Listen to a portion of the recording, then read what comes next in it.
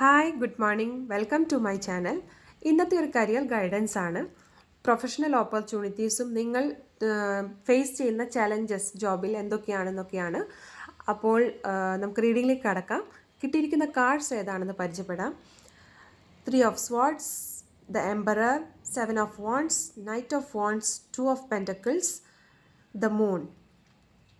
ഇതിലെ ആദ്യത്തെ കാർഡായ 3 of Swords കാണുമ്പോൾ തന്നെ അറിയാം നിങ്ങളിപ്പോൾ ഒരു വല്ലാത്തൊരു വിഷമഘട്ടത്തിൽ നിൽക്കുന്നതായിട്ട്, നിങ്ങൾക്ക് അത്രയും ഹൃദയത്തിൽ വേദന അനുഭവിക്കുന്നതായിട്ടാണ് ഇവിടെ കാണുന്നത്.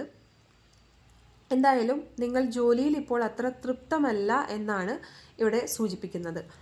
ഏറെക്കുറെ പേരൊക്കെ ജോലിയിലുള്ള ആ ഒരു സംഘർഷം കൊണ്ടും ആ ഒരു ഹാപ്പിനെസ് ഇല്ലാത്തതിന് പേരിൽ അതിൽ നിന്നൊരു വിട്ടു നിൽക്കുന്നതായിട്ടും ഇവിടെ വ്യക്തമാക്കുന്നുണ്ട്. എന്തായാലും കടുത്ത മാനസിക സംഘർഷത്തിലൂടെയാണ് നിങ്ങളിപ്പോൾ യാത്ര ചെയ്തുകൊണ്ടിരിക്കുന്നത്. നിങ്ങളുടെ സുപ്പീരിയറായ പേഴ്സൺ അല്ലെങ്കിൽ നിങ്ങൾക്ക് ഇൻസ്ട്രക്ഷൻ തരുന്ന ആ ഒരു വ്യക്തിയിൽ നിന്നും നിങ്ങൾക്ക് അത്ര സുഖകരമായൊരു അനുഭവമല്ല. അവരും നിങ്ങളും തമ്മിലുള്ളൊരു കോപ്പറേഷൻ അല്ലെങ്കിൽ ട്യൂണിങ് അത്ര നല്ല രീതിയിലല്ല പോകുന്നത്.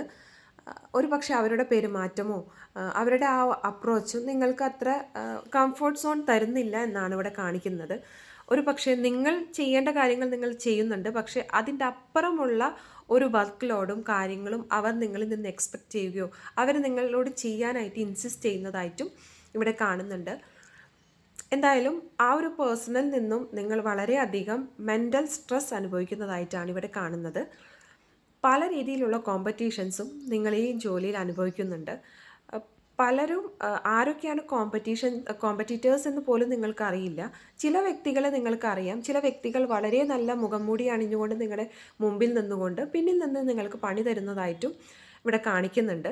പക്ഷേ എന്ത് തന്നെയായാലും വളരെ ഹൈലി കോമ്പറ്റീഷനാണ് ഇവിടെ കാണാൻ സാധിക്കുന്നത്.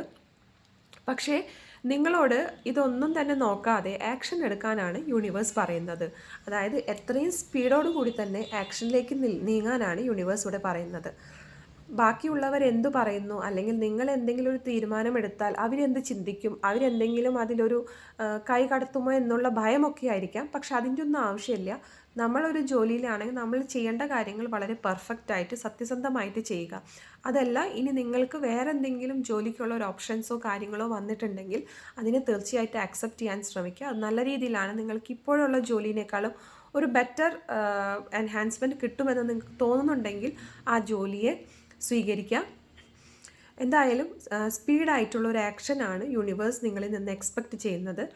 നിങ്ങൾ ഒരുപാട് കാര്യങ്ങൾ ബാലൻസ് ചെയ്യാനായിട്ട് ശ്രമിക്കുന്നുണ്ട്. ഒരു പക്ഷേ ഈ ഒരു ജോലിയും നിങ്ങളുടെ ആ ഒരു ഇമോഷണലും മാനസികാവസ്ഥയും തമ്മിൽ മിക്സപ്പ് ചെയ്യാതെ രണ്ടും കൂടി രണ്ട് തരത്തിൽ ബാലൻസ് ചെയ്യാൻ നിങ്ങൾ ശ്രമിക്കുന്നുണ്ട്. അതല്ലെങ്കിൽ നിങ്ങൾക്കിപ്പോൾ കുറച്ച് പേർക്കൊക്കെ ചിലപ്പോൾ ജോബ് ഓഫേഴ്സ് വന്ന് കാണും. അപ്പോൾ അവരൊരു തരം കൺഫ്യൂഷൻ സ്റ്റേജിലാണ്. അതായത് ഇപ്പോൾ നിലവിലുള്ള ജോലി സ്വീകരിക്കണോ, ജോലിയിൽ തന്നെ മൂവ് ഓൺ ചെയ്യണോ, അതല്ലെങ്കിൽ പുതിയ ജോലിയിലേക്ക് കടക്കണോ എന്നുള്ളൊരു കൺഫ്യൂഷനാണ്. അപ്പോൾ എന്തായാലും രണ്ട് ജോലിയും ഒന്ന് വിലയിരുത്തിയതിന് ശേഷം നിങ്ങൾക്ക് ഏതിലാണ് ഹാപ്പിനെസ് തരുന്നത്, അല്ലെങ്കിൽ എന്താണ് നിങ്ങളുടെ ഫ്യൂച്ചറിന് ബെറ്റർ എന്ന് തോന്നുന്ന കാര്യം സ്വീകരിച്ച് മൂവ് ഓൺ ചെയ്യാനാണ് യൂണിവേഴ്സ് ഇവിടെ പറയുന്നത്.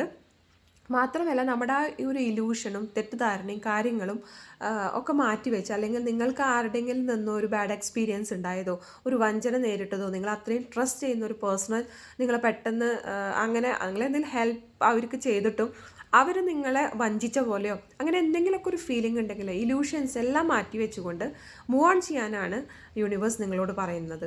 അതായത് നിങ്ങൾക്ക് എന്താണോ തൃപ്തികരം അത് ചെയ്യുക. അല്ലാതെ കഴിഞ്ഞു പോയ കാര്യങ്ങളും അല്ലെങ്കിൽ മറ്റുള്ളവരെന്ത് ചിന്തിക്കുമെന്ന് ആലോചിച്ച് നിന്ന് സമയം കളയാതെ നമുക്ക് ക്യുക്കായിട്ടുള്ള ഒരു ആക്ഷനിലേക്ക് കടക്കാനാണ് യൂണിവേഴ്സ് ഇവിടെ പറയുന്നത്. അപ്പോൾ ഈ പറഞ്ഞ കാര്യങ്ങളൊക്കെ ഒന്ന് ശ്രദ്ധിക്കുക. നിങ്ങൾക്ക് എന്തെങ്കിലുമൊക്കെ ഒരു ഓഫേഴ്സും കാര്യങ്ങളും നിങ്ങളുടെ കയ്യിലുണ്ടായിട്ടും നിങ്ങൾ അതിനത്ര ഗൗനിക്കാതെ ഇപ്പോഴും ഈ ഒരു ജോലിയിൽ തന്നെ തൂങ്ങി നിൽക്കുകയാണെങ്കിൽ ഒന്ന് റീതിങ്ക് ചെയ്യുക അതിനെക്കുറിച്ചിട്ട്. അപ്പോൾ എല്ലാവർക്കും ഇന്നത്തെ റീഡിംഗ് ഇഷ്ടപ്പെട്ടു എന്ന് വിശ്വസിക്കുന്നു. Have A good day.